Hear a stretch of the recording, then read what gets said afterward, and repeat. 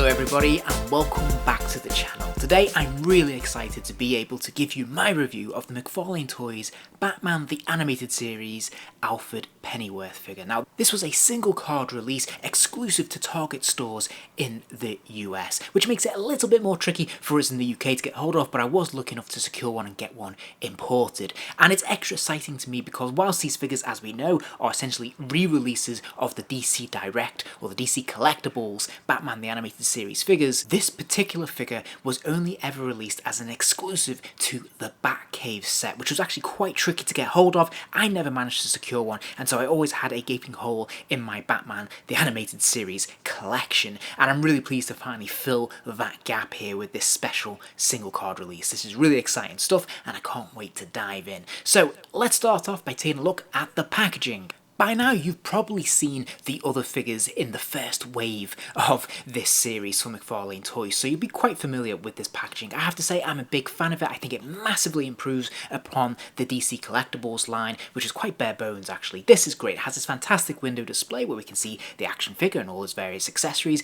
Behind him we have the trading card that comes with the figure, and we also can see the blue interior inlay card as well, which works as a nice contrast against the red and really helps propel the figure forward in terms of the visual, which looks really good. Then at the bottom of the packaging we have this fantastic Batman the Animated Series logo with Batman there with the red sun behind him, with the moon behind him, which just looks really cool. Love this image, very striking. And if we look to the side panel we can see that wraparound image goes all the way around there. We can see some of the Gotham skyline, which looks really cool. And then of course we have this image here of Alfred. This is brilliant. I love this approach. It's something I always criticize McFarlane Toys for not doing in their DC Multiverse line, and I think it looks absolutely brilliant here. This is what I want to see, an actual image of the character or the figure that you can put on your shelf with the other figures in this line on the side profile, and you have something that's approaching a pretty nice display there. And then on the reverse of the packaging we can see that same image again up front and center. This is really enlarged. It's largely text free as well, which is great, and it's a nice display piece in its own right. As I mentioned at the top of the video, I was really excited to add this beloved character to my pretty comprehensive Batman the Animated Series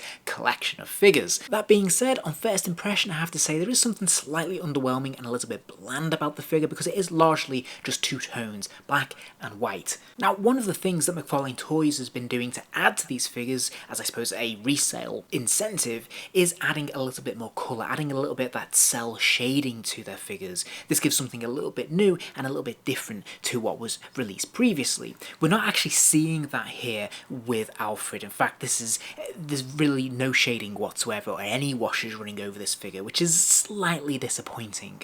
And it does make the figure feel quite stark, really. You've got a really strong contrast between the black and the white, which is kind of appealing in one way, but it also feels a little bit dull in another. There's not an awful lot of detailing. What you will notice in the central body and the torso there is that there is a sort of PVC kind of top that's been put over this figure, which is pretty cool. It gives it a little bit more depth and texture, which it desperately needs. And if we look at the reverse, we can see that those coattails will actually fold up a little bit if you persevere with it. So I think that actually is quite cool. In terms of the head sculpt, I think this is actually a really good likeness of what we see in the animated series. Again, there's not an awful lot when it comes to paint apps. Unfortunately, it is just the moustache being painted in and the eyes and the eyebrows, and that is largely all there is to it, which is a little bit disappointing. And if we take a look at the legs and the feet, you will notice that due to the animation style, he has a very small surface area when it comes to his feet, holding a larger torso, which is always a little bit challenging for balance. But to be fair, this actually works really well. He has no issue standing freely, which is absolutely fantastic, and I've had no problems with poses either, which is really good to see. If we take a look at the articulation, you'll notice he does have a ball joint at the top of the neck there, which can spin the head all the way around, but you will also probably notice there are quite a big gaps appearing here if you pose it in an extreme position. However, he can bend his head backwards and forwards a pretty good distance as well, which is pretty great actually for this line. Now he does have ball joints in the shoulders that allows the arms to lift up and out. He does have a pin swivel at the elbow, which is slightly disappointing, although it is fairly typical for this line. So that means he can rotate his lower forearm all the way around, and it will hinge to about 90 degrees, just about. Maybe it's close to 45 in truth. There is another pin swivel at the wrist, which is fairly typical of any action figure in this scale, which will spin all the way around and hinge forwards and backwards. He has a swivel in the waist, so he can move from side to side, but he can't really bend forwards or backwards backwards or lean left and right.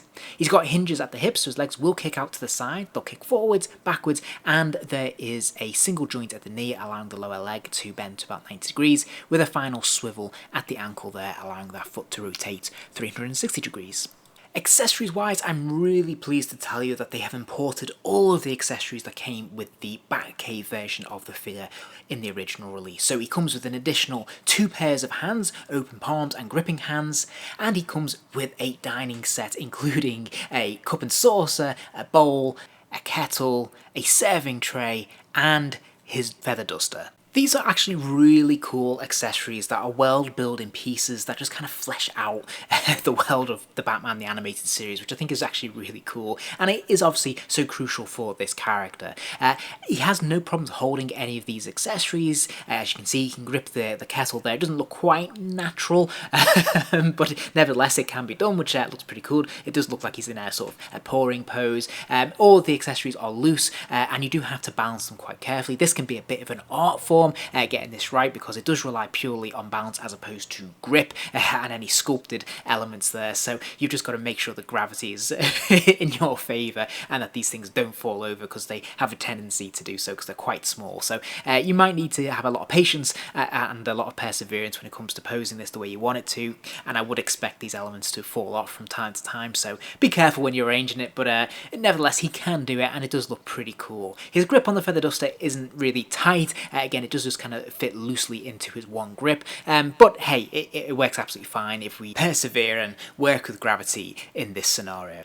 So there you have it. Now overall I'm going to give this figure 3 stars. I do really like this figure. I'm really pleased that we finally got this figure single carded and that he has a little bit more availability than he did first time around. He's been a bit easier to track down this time than last time, although he was still an exclusive to a store in the US, which makes these things quite tricky. But nevertheless, I'm really glad to finally have this character in my lineup of Batman the Animated Series figures, which is absolutely cool. I think the figure itself is actually pretty nice. It has some decent articulation, and he comes with some really fun accessories as well. Where it loses stars to me is that, of course, it is very much a figure of its time. The articulation is a little bit more limited. There's no real washes or paint apps here that McFarlane could have taken advantage of in this scenario. They could have updated this and just give it a little bit more cell shading, just to give it a little bit more of a consistency with the other figures that they're releasing in their first couple of waves for their new line of figures. But otherwise, you know, this is a pretty decent figure. I think it's relatively solid, and I think it's a good 6-inch action figure. If you enjoyed this video, please do give it a like, and remember to subscribe, as there'll be plenty more videos soon.